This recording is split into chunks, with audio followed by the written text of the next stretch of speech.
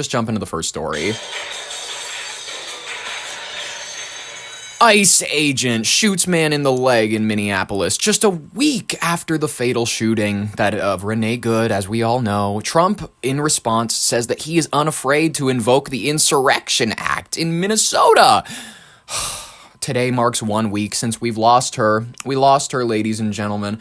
Renee Nicole Good, it's regrettable. It sucks. A federal immigration agent shot and wounded a man in the leg in North Minneapolis last night. An incident is sparking fresh tensions in the city. I can't wait. Let's jump to this clip from KARE 11. Here at 6 a.m. Right now, state and federal authorities are investigating after a federal agent shot a man during an arrest. This happened just before 7 o'clock last night here in the Hawthorne neighborhood in North Minneapolis. I love Hawthorne. I've been to that. That's not far from where I was staying when I was in the cities. The Department of Homeland Security says it started with a targeted traffic stop on 94 that turned into a chase. They say that suspect crashed, got out of the car, and started to run.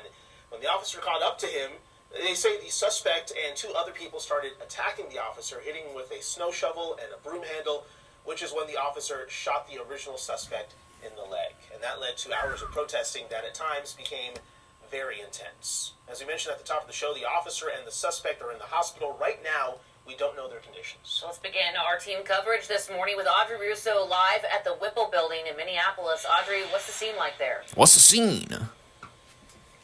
Yeah, things are very calm at the Whipple building at this point in the morning. The silliest name for a very serious, for a serious building. The Whipple building. Jesus Christ, you make whipped cream in there? We haven't seen any lines of ICE officers. We haven't seen any demonstrators yet. Very calm, but we're here because this is where the center of most of the protest activity has taken place over the last week and a half. This is the center of ICE's operations as well. They stage here, they keep detainees here. But last night, the protest activity moved to North Minneapolis. Indeed.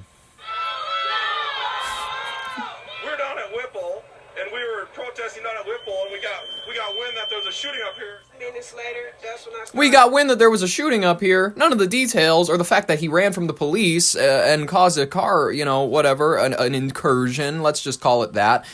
I love when people I love bleeding heart Minnesotans. Bleeding heart Minnesotans. They're always ready to go protest for somebody, no matter what crime they've committed. Hearing the police and then the ambulance, and that's when I told my mom something happened down the street. I heard it was going down. I gotta be here for my neighbors.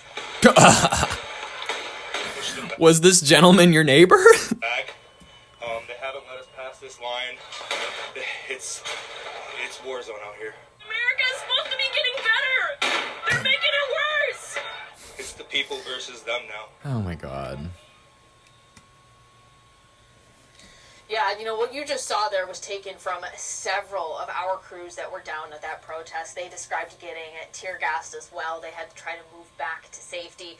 Again, though, things are calm here at the Whipple building this morning, but if today is like any of the days of the past week and a half, we expect more protest activity to start up as the morning goes on. Soon enough, ladies and gentlemen. Just hold your breath, because there's more shit coming down the pipeline. According to the Department of Homeland Security, the shooting happened during a targeted traffic stop as a part of the immigration enforcement operation.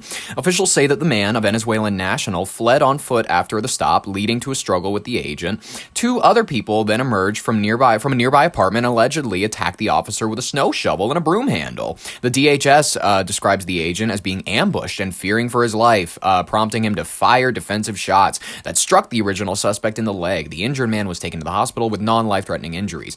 Supposedly, and this is just according to rumors, they may have gotten a photo of this gentleman when he was on the stretcher giving a thumbs up to the camera. So it appears as though, based on some information we're hearing on the ground, I don't know that this was I don't know that he was the most innocent fella? I don't know. Maybe that's a bad way to say it. I don't know that he's the most trustworthy person in this instance. Listen, am I saying that I want them all out? All migrants, green card holders, permanent residents, all of them, just send them out. No, not even close. And if you try to say that, you're dishonest, and I'm sorry, that's not fair.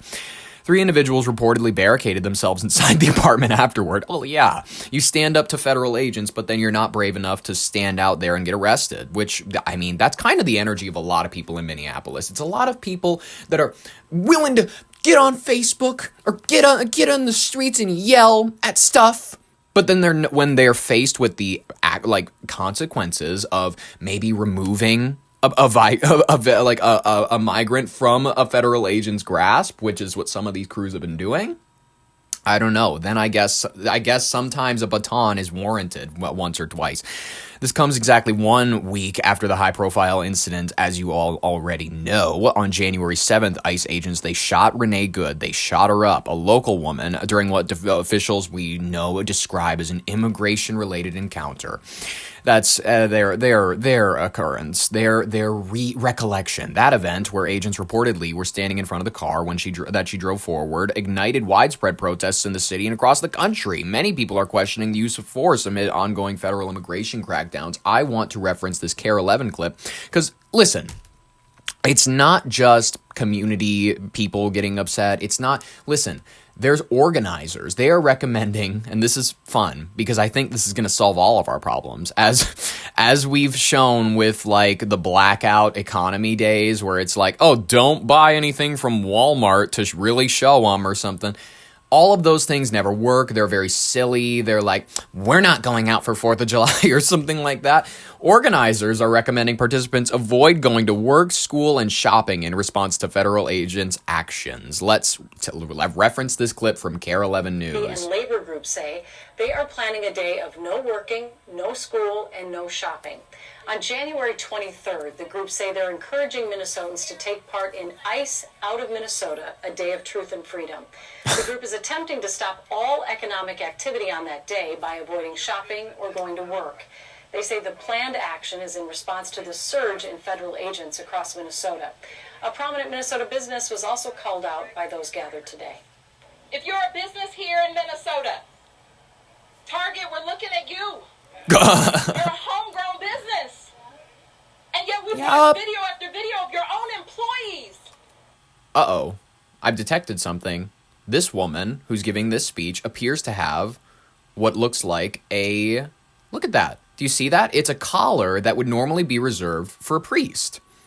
Now, I understand that some people might be progressively minded, but then they're not true Christians. Because if you're a person of a specific sect of a religion, you have to abide by all of their rules in order to be considered a member of said religion. Sorry, I'm just holding you to the standards of your own religion. Now, according to every known visage and interpretation of modern Christianity, this is not a confusing topic, except for radically far-leaning, like progressively minded churches. Like, generally speaking, this woman claims to belong to a Lutheran sect or a Protestant sect, whatever. I'm sorry, women can't be priests. Is she a pastor? Does she claim to be a priest or a pastor? Because she's not. She can claim to be, but according to their own religion, the religion this woman claims to practice, Christianity, women have nothing to teach men. That is from doctrine. I'm sorry. Listen, if people get uncomfortable with me holding Christians to account to like, hey, if you're going to live by your book, live by your book. Don't let women become priests. But like, you're a woman priest? Are you really a Christian? You don't seem like a Christian to me. I'm sorry to say it. I'm not that knowledgeable about Christianity, and even I know that they specifically, it's in their doctrine. Women cannot become priests. They have positions of teaching like nuns and whatnot that fit their gender. This is according to their books. This is according to Christian doctrine. I'm not the sexist here. They are. So I'm saying if you really want to claim that you belong to this religion, hey, it's like if you're a Muslim, you got to cover up. Sorry to say it. If you're a woman Muslim and you're out there and you're not covering yourself up looking like a mailbox, you're not a real Muslim. You're not real. It's fake. It's not true. So this woman, she's out here. She's father something. I'm assuming she would be referred to as father because you can't call them mother because that goes against every version of modern Catholic, Lutheran, whatever you want to say teachings. Sorry, Christians, it's just true. That's what your religion says. Women have nothing to teach men. That's what your religion says. Sorry if that hurts your feelings. It's true. Some of them American citizens being snatched from your halls. Stand up. Speak out. Faith leaders say ICE Out Day will also serve as an opportunity for prayer and reflection for those participating. Prayer and reflection. Prayer and reflection. I love it. I like it. I kind of like it because what I like about, progressively minded people getting into religion is that religion is inherently anti-progressively minded. So you get like these idiot Catholics who will sit here and be like, yeah, I don't know, a woman's right to an abortion, I don't really have an opinion about it, or whatever. You got these like half-assed Catholics, and it's like, I appreciate that. I appreciate the fact that you're chill about it, but why even be a member of your religion if you're not going to practice? Like, doesn't it feel weird? Doesn't it feel weird to subscribe to it in the first place if it inherently goes against something that you find to be objectionable? Do you really find that to be a religion worth your time? I don't know. Maybe it's just something worth considering. It's just something interesting. And you know what?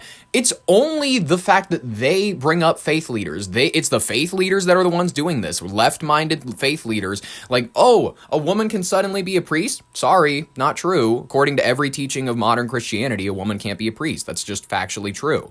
So it's like, wait a minute, you want people who are of these religions to take you seriously when your practicing of their religion is heretical. It's literally like a heresy. Like, who are they convincing? Do they think they're winning over like middle-minded Christians who are like, oh yeah, for sure. No. If you're Christian, you're in it. If you're Christian, you're in it. Otherwise, you're half-assing it. I'm sorry to say it. If you're half-assing Christianity, just go ahead and say that you're decently minded. Oh, I like to go to church on Sunday to feel good and things like that, but I don't take the teachings all that seriously. You have to be honest, and you have to say, the teachings of my religion are not always correct, and I don't take them that seriously. Is that a ridiculous standard to hold Christians to account? I don't think so. But folks, I get it. A lot of people, they're like, why even focus on the faith leaders and all that stuff? All right, I won't focus on the faith leaders, even though they're the ones that put themselves in the spotlight. That's fine. I have issues with Christianity. I have issues with a lot of religions. But, whatever. I will say this. They don't result in things like Sharia law, so that's definitely one win in their camp. I think we need to be calmed, folks. I don't know about you, but I think we need a calm voice. We need a middle of the road voice. Someone who's going to unite the country. Someone who's going to unite Minnesota. Someone who's going to really quell everybody. Someone like Tim Walz. My fellow Minnesotans, what's happening in Minnesota right now defies belief. News reports simply don't do justice to the level of chaos and disruption and trauma the federal government is raining down upon our communities. 2,000 to 3,000 armed agents of the federal government have been deployed to Minnesota. Armed, masked, undertrained ICE agents are going door to door, ordering people to point out where their neighbors of color live. They're pulling over people indiscriminately, including U.S. citizens, and demanding to see their papers. And at grocery stores, at bus stops, even at our schools, they're breaking windows, dragging pregnant women down the street, just plain grabbing Minnesota. What did that pregnant woman do? I love this. It's completely one-sided, but I love it. He won't be governor next term. It's okay. And shoving them into unmarked vans. Kidnapping innocent people with no warning and no due process. Totally agreed. It's bullshit. The way clear. I love that people, they're going to be so confused when they listen to me. They're going to be like, oh, that sounded right wing. But then I'm going to call them thugs, and I'm going to say that they've been acting like thugs, and that a lot of the times they are the ones escalating the situation. So people will be forced to be like, oh, well, I can't call them right wing. And then they're just kind of like stuck, which is like, I like to do that to people. I like to break them a little bit, which is perfectly fine, because guess what? Politics are not as clean as people would like them to be, which is exactly why this show resonates with a lot of people and upsets so many people. It's that politics are not nearly as clean as like, nope, my side got it right. Nope, this side got it wrong. Most of the time, your side is peddling shit and no one wants to admit it. That's just a fact. This long ago stopped being a matter of immigration enforcement. Instead, it's a campaign of organized brutality against the people of Minnesota by our own federal government. I would agree with that. What did we do to warrant the attention? Do we want to talk about the fraud? Do we want to talk about the all of the preliminary stuff that has been disrupting your state? No accountability for what may have had the federal government focus in on your state. Last week, that campaign claimed the life of Renee Nicole Good. We've all watched the video. We've all seen what happened. And yet instead... It's not one video. It's actually multiple videos.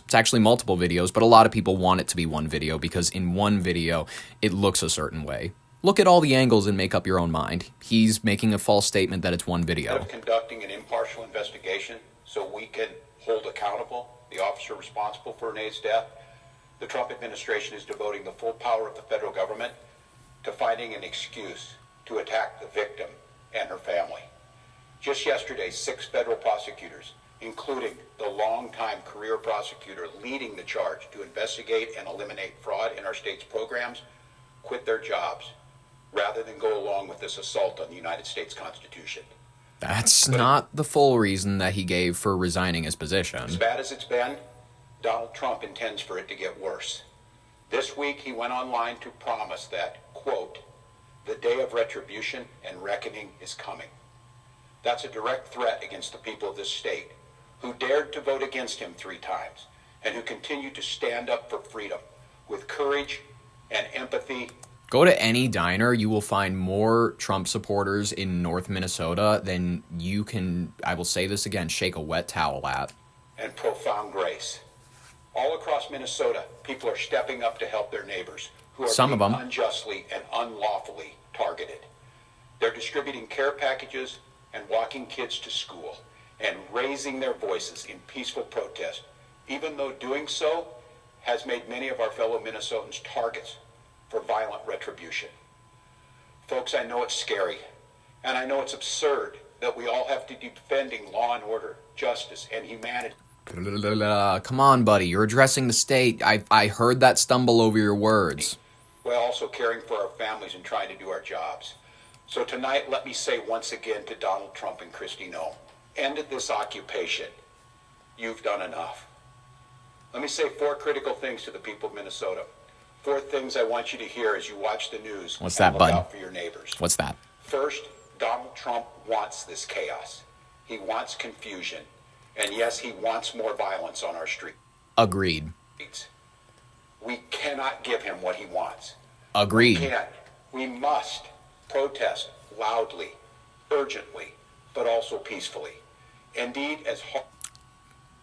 Stay away from federal agents as much as you can. I've already mandated like a 10-foot radius. In fact, I'm going to increase it to 30.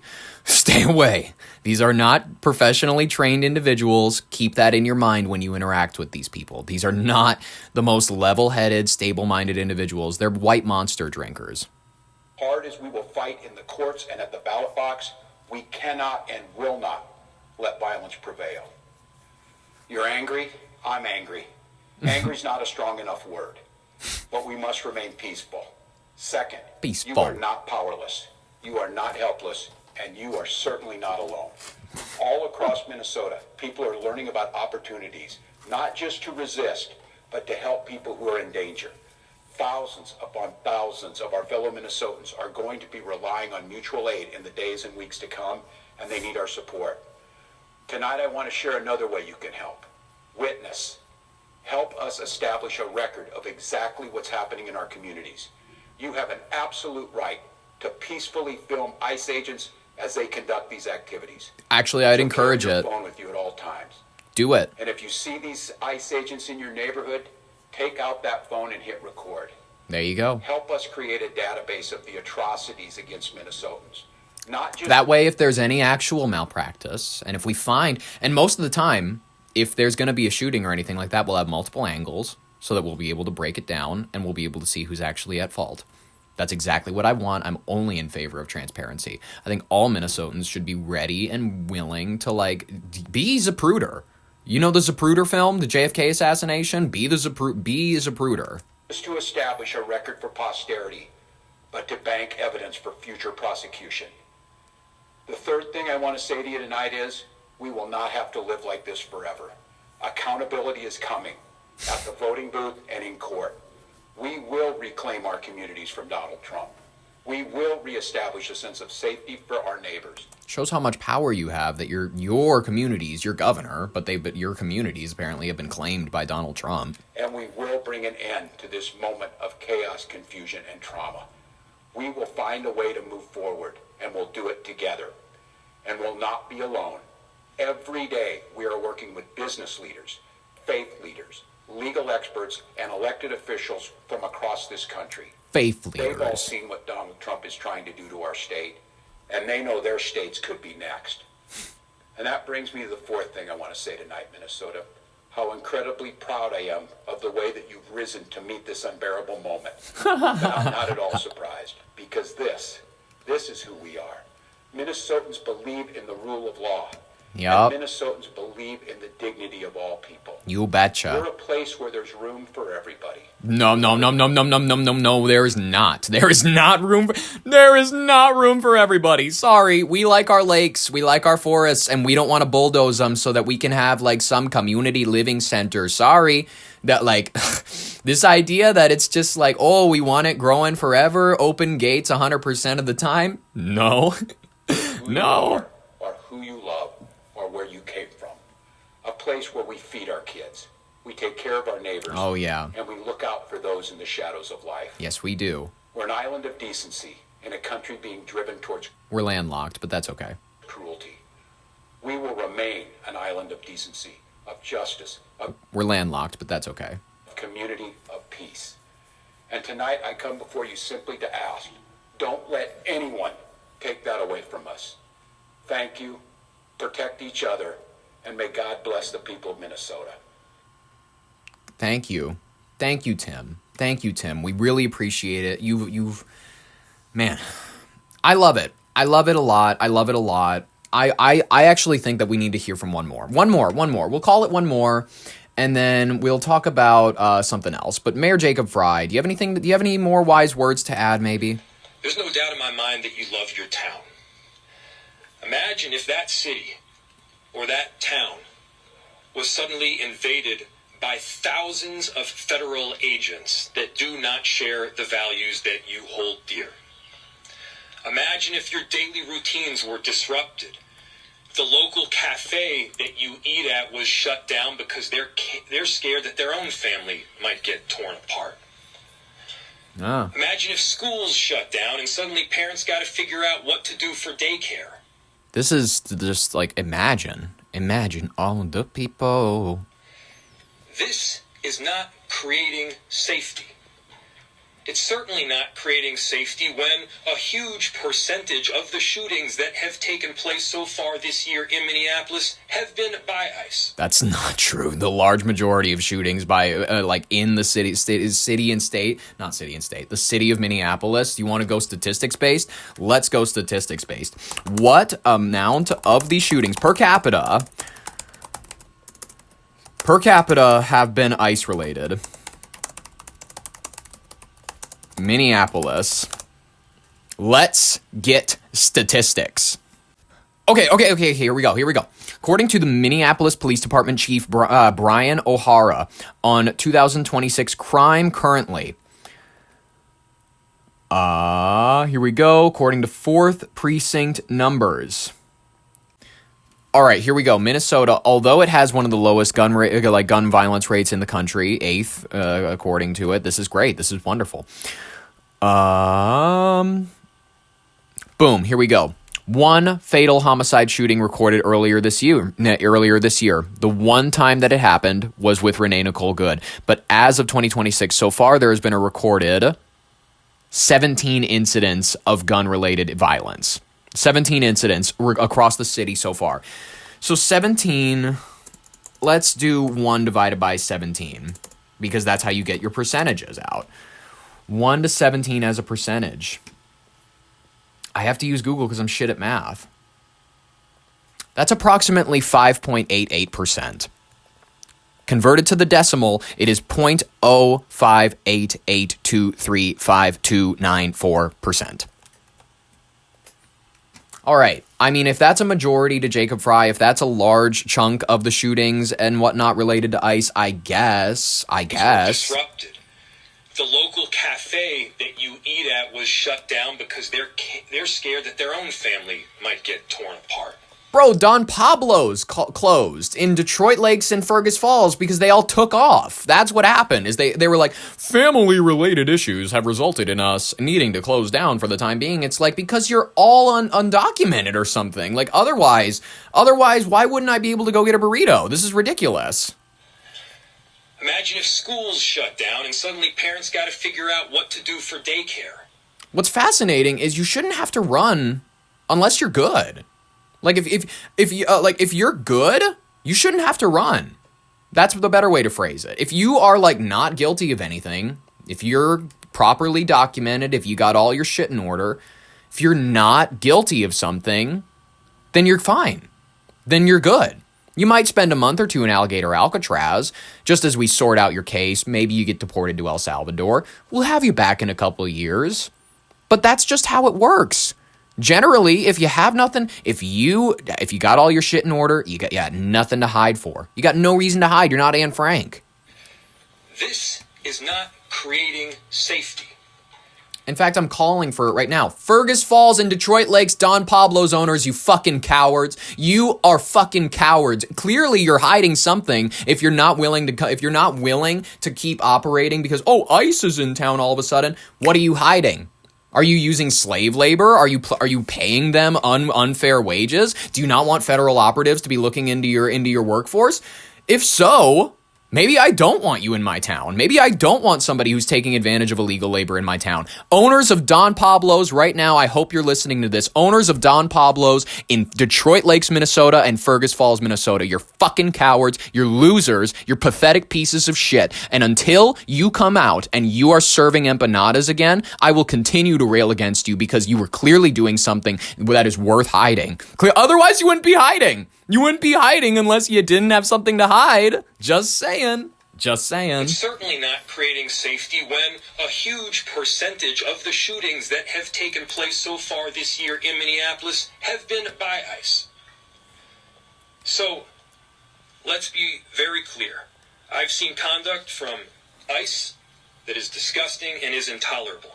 Agreed. If it were your city, it would be unacceptable there too. And for anyone that is taking the bait tonight, stop. Stop. Handsome boy's gonna tell you to stop, ladies and gentlemen. I mean, he can have whatever take he wants. I would say, imagine you grew up in Minneapolis, and I'll pose this to him. Because he didn't grow up in Minneapolis. He's an out-of-towner. Imagine he grew up in this city that he cared about so much that got, a bunch of people from the third world that were fraudulent in some instances that came over to the country over protection orders from a civil war that in most instances they're just victims of. Yeah, it's unfortunate, but like, why do they got to come here? You know what I mean? A lot of people that's going through their minds. A lot of people that is their mentality around it. And then imagine you have a mayor that speaks their language at rallies and works harder for them than you.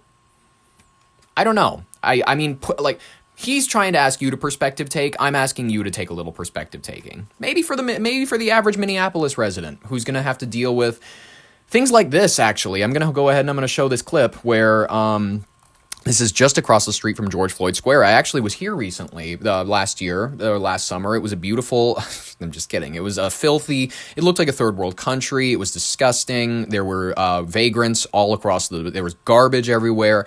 Some bus stops were being used as like coat racks, and that's essentially what's going on down here. And by the way, people, when you mention this, they'll bury their head in the sand. They're going to be like, well, that's one area. It's not that bad. It's not that bad. It's not that bad. Like when people are just like trying to protest and sacredize land, like that's not that bad. I know that Renee Good Square is going to be just as pretty. Well, let's look at George Floyd Square. Here's someone driving through George Floyd Square. I'm actually going to leave this clip in the description of today's video because I want everybody to see it. Here it is. Coats just in the fucking, like, in the bus thing so that nobody can use them.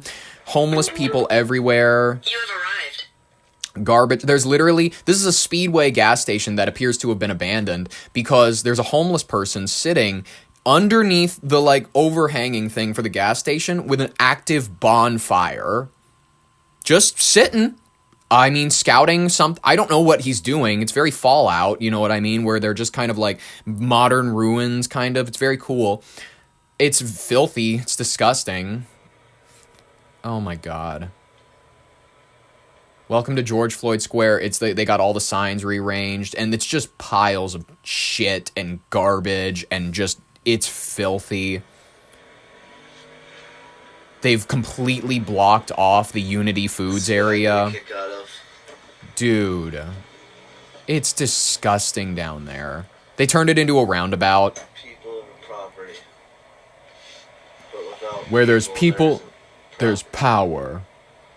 People's Way. They've vandalized a Speedway gas station, and they've taken the word speed off, and they spray painted in red, People's Way. Yeah. So if anybody wants to go down to Minneapolis to have a good time anytime soon, oh yeah, actually, I'm going to leave 2 videos in the description because I want to have a little fun today. I want to have a little fun. And everybody else, they're going to hear this, they're going to see this, they're going to be like, why are you talking about this? Why are you bringing attention to what's actually going down in the cities? Well, because it's fun for me to be honest, and a lot of people don't like honest people, so I'm fine if people don't like me because I'm honest. Let's look at these anti-ICE protesters tearing a safe box from a federal vehicle near the second shooting. Let's take a look. Play the audio, you bitch. There we go.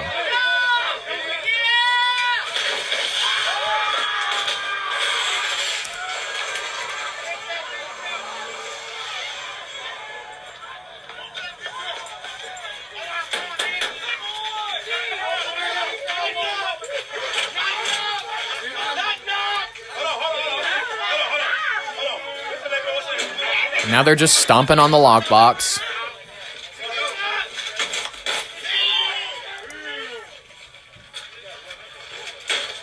They're just breaking into it. They're just trying to bust it open. They tear it from the vehicle.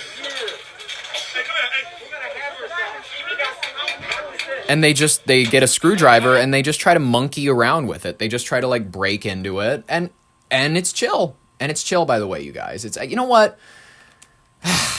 Minnesota's getting more fun and fun, and if we can keep a little more peaceful, if we can not be tearing lockboxes, if we can avoid tearing people from the arms of federal agents, which unfortunately has been happening, if we can avoid locking arms with our migrant neighbors and going, "Can I see the warrant? Can I see the warrant?" It's not helping, guys. Most of the time, it's not helping. You're making a scene because you want a Twitter moment and you want to get interviewed by, like, I don't know, Greg Gutfield or something. I don't know.